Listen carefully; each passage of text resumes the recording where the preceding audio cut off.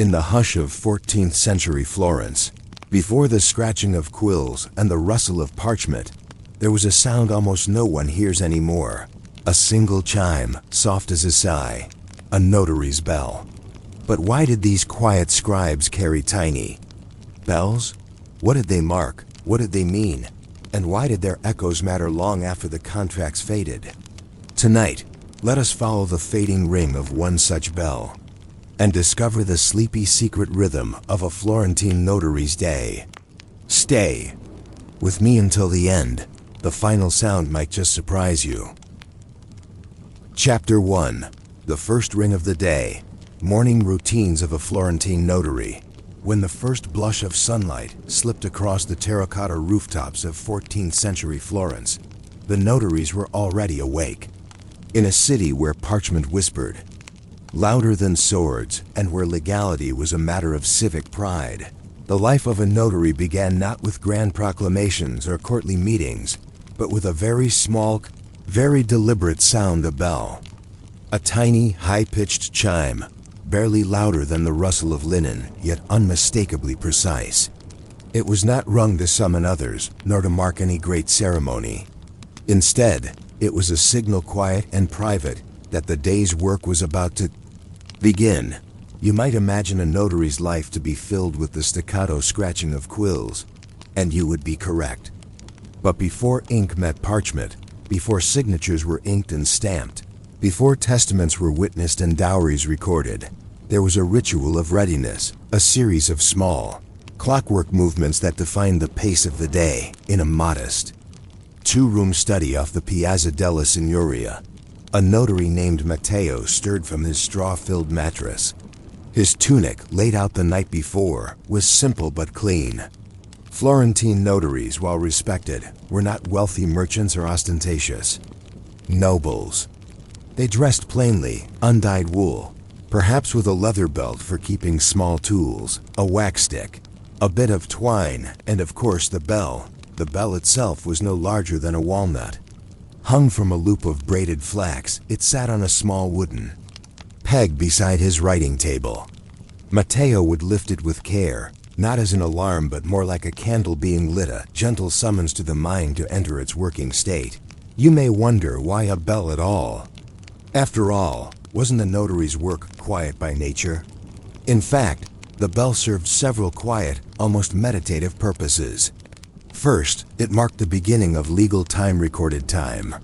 The notary's own daily register began at that sound, just as his clients would later mark the hour with their testimony. It was also a way to attune the senses, to draw attention inward. There were no wristwatches, no tick of a metronome. The bell was a notary's own private signal, audible only to himself and perhaps the nearest apprentice, that thought and concentration were now in session. As the morning deepened and the light crept higher up the stuccoed walls of his room, Matteo began the slow task of ink preparation. The ink was not purchased in bottles, it was made painstakingly, from oak galls, iron salts, and gum arabic. The bell might be rung again, softly, to mark the moment the ink thickened to the desired syrupy consistency. Some notaries kept a second, slightly duller bell for this one to mark the start of the work, and another to mark readiness. In the next room, Matteo's apprentice, Giuliano, had already lit a stub of candle to warm the sealing wax. They did not yet expect clients. Most arrived just after midday, when the sun had warmed the cobbles and the city's rhythms had properly begun. The morning was for copying. Copying was the notary's burden and pride. Every contract, every testament, every charter and bill had to be made in duplicate, or sometimes triplicate by hand. And this meant hours of precise, repetitive writing, with a steady hand and a focused mind. Here, the bell served a second, more esoteric purpose. It regulated pace. You see, notaries were trained to write in slow, controlled movements. Rushing could lead to error, and an error in a legal document could lead to lawsuits or worse. So Matteo would pause every hour, sometimes by the turn of an hourglass, sometimes simply by feel, and gently tap the bell. Not to signal the end of work, but to breathe. A moment to stretch the fingers, to shake out the ink-stiff wrist, to look out the small arched window toward the street and remember the world beyond the parchment. This bell was not loud enough to wake a cat, but to the notary, it was clear as cathedral bells. The bell's third and perhaps most curious purpose was as a witness. In certain legal transactions, especially those involving property disputes or contested inheritances, the presence of a second party was not always guaranteed.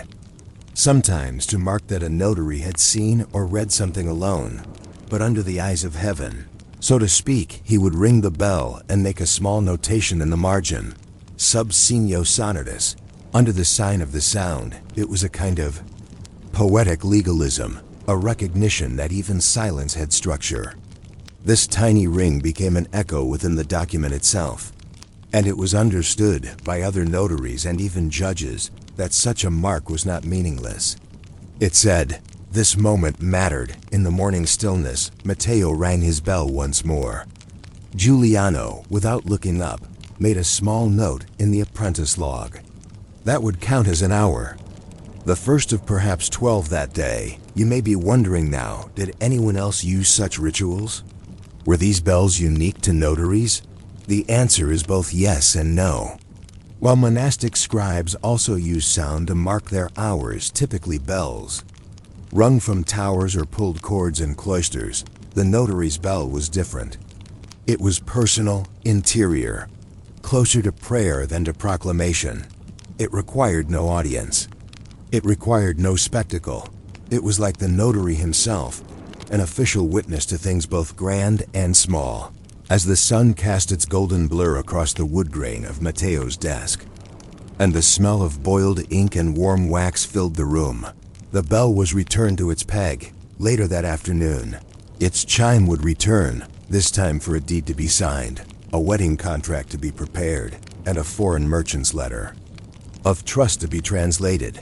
But in the quiet, rhythmic world of morning, the bell was a companion to solitude, a helper of focus, a metal whisper that told the parchment, and the man writing on it, that the day had begun, and it had begun in silence. Chapter 2. The Echo of Authority, when bells became law.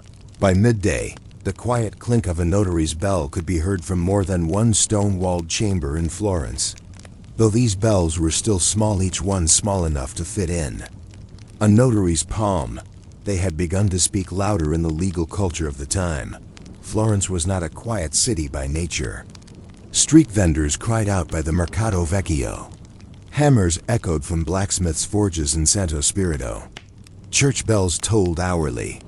But tucked into the shaded corners of guild halls and civic buildings, notaries still favored the smallest sound of all their desk bells, which had grown into a sort of professional signature.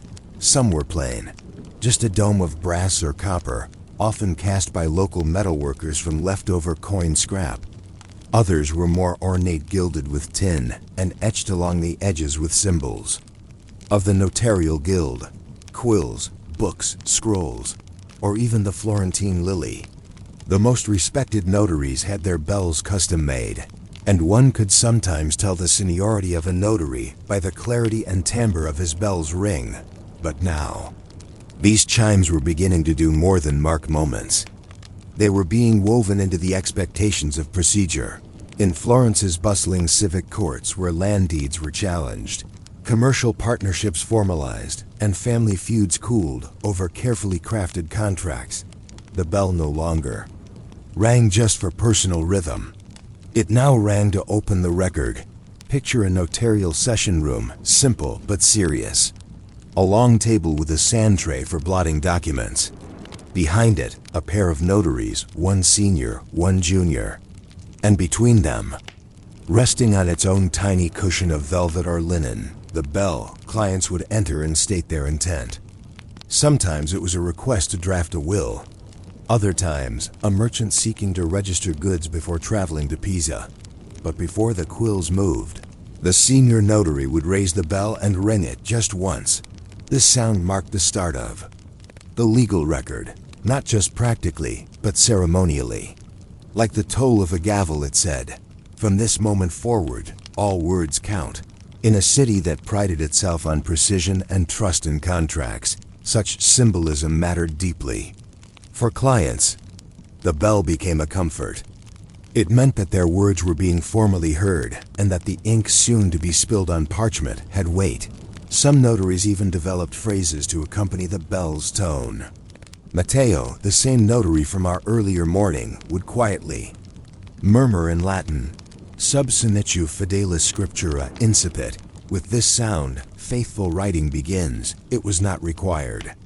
But clients appreciated it, especially merchants, who often worried their words might be misunderstood in translation. The bell became a form of translation, itself turning speech into record, intention into permanence. Over time, a standard developed. Within the Florentine Notarial Guild, the Arte dei Giudici e Notables were recommended in their instructional texts. Apprentices were taught not only how to hold a quill or draft a dowry clause, but how to use the bell to shape tempo and tone. The recommended technique? A lift with 2 fingers, a brief tilt, not a shake, and a single clean note. 2 rings might be used to reopen a pause session. 3, rarely, signified the end of a dispute settlement or formal close of business. Outside Florence, other cities took note. In Siena, bells were used but slightly smaller, and often paired with a wax seal stamped with the image of a bell. To indicate a notarized document was completed with proper ceremony. In Bologna, some court notaries used twin bells tuned slightly apart to produce a soft harmonic chime, a practice that was both charming and entirely excessive. But no matter the shape or sound, one idea was clear. The bell was a boundary line. Before it rang, a man might speak as a father, a friend, a merchant. After it rang, he spoke as a party to a legal truth. Of course, with ceremonial power comes the risk of performance. There were, inevitably, notaries who used the bell less like a timekeeper and more like a prop. In a few cases recorded in Florence's notarial tribunal logs, clients complained that notaries rang the bell too soon before they had finished their statements, or used it to interrupt and direct conversation unfairly. One document from 1382 recounts a dispute where a merchant accused a notary of misusing the bell to seal silence rather than truth. Such cases were rare, but they reveal how emotionally significant these little chimes had become. Even more curious were the traveling notaries, wandering legal scribes who carried bells on long cords tied to their belts. These bells, typically muted with cloth while walking, were revealed only when documents were drawn up. In border towns and rural villages, their presence was dramatic. Villagers would gather just to hear the bell ring once, signaling that a land claim or inheritance had been formalized. It became, in its own way, a tiny public event. And while these bells lacked the polish of their urban cousins, they had power all the same. In one account from the Tuscan hills, an elderly widow was said to have kissed the bell before her late husband's final testament was recorded. "It is the last sound he trusted," she reportedly said.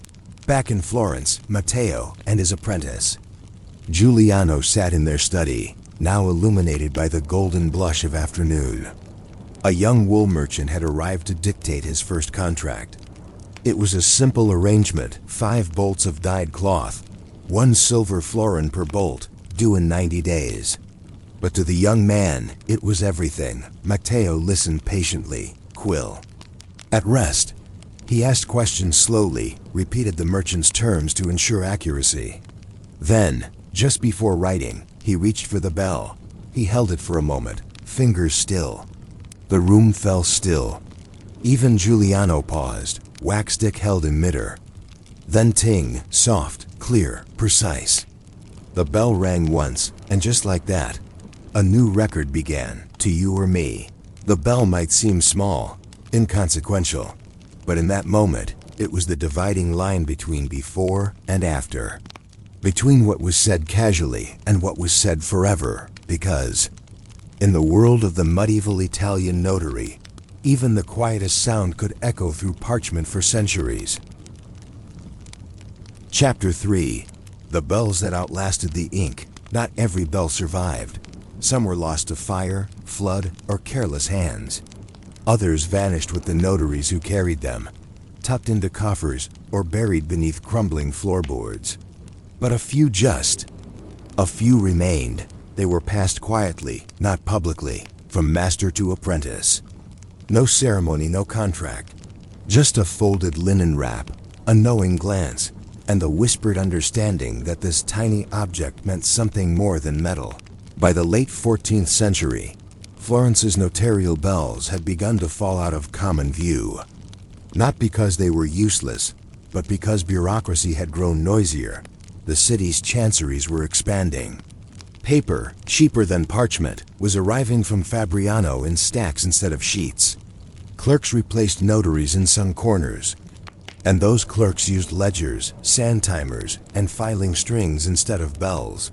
Officialdom was becoming more systematic. Less personal, less sonorous, but still, the bells clung on. They persisted in small offices, the kind rented above bakers' shops or carved into the outer walls of monasteries. There, old notaries continued to keep time by chime. They wrote in thick Latin script, sipped goat's milk, and rang their bells to signal the start of each record. Just as their mentors had done, some began to modify the tradition. Instead of ringing once, they rang the bell 3 times to close a day's work.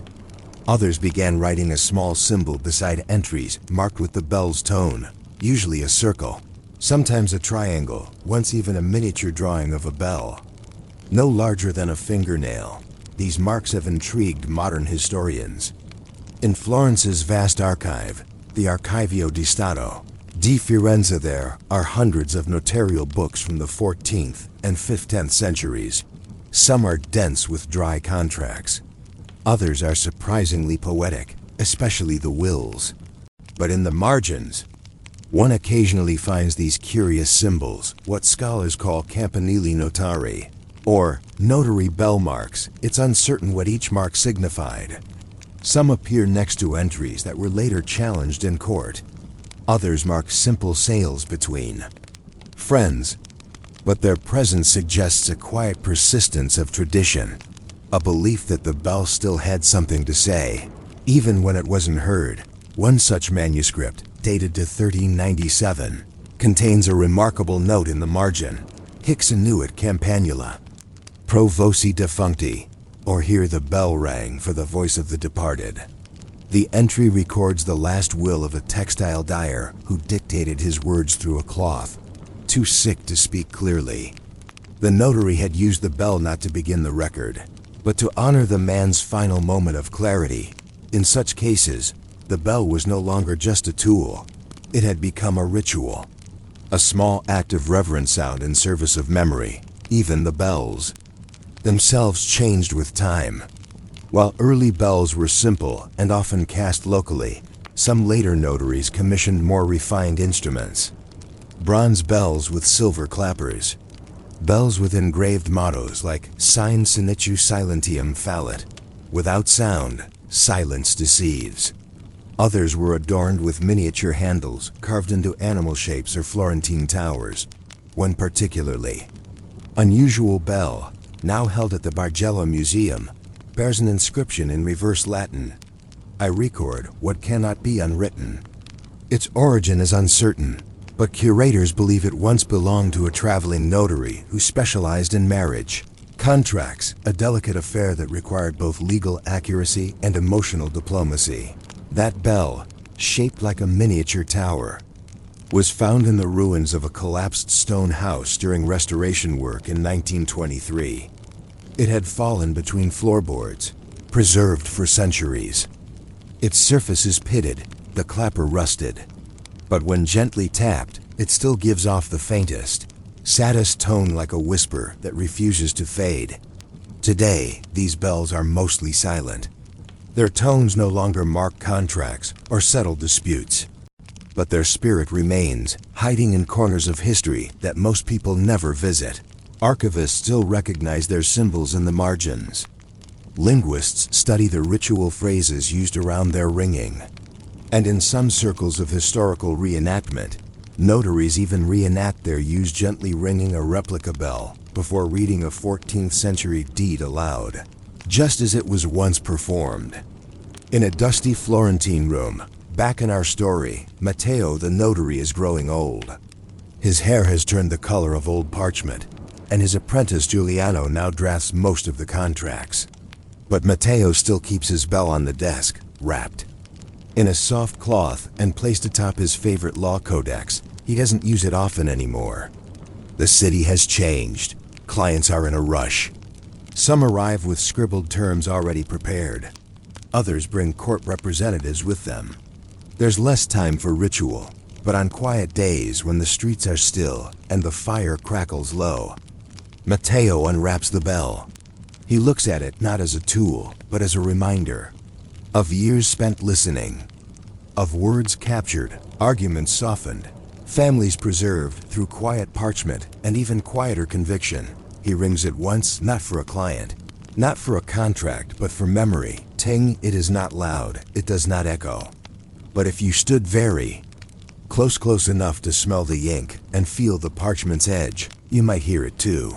Just one sound, fading into silence, a sound that once meant everything. Thank you for joining me on this quiet journey through the forgotten corners of history.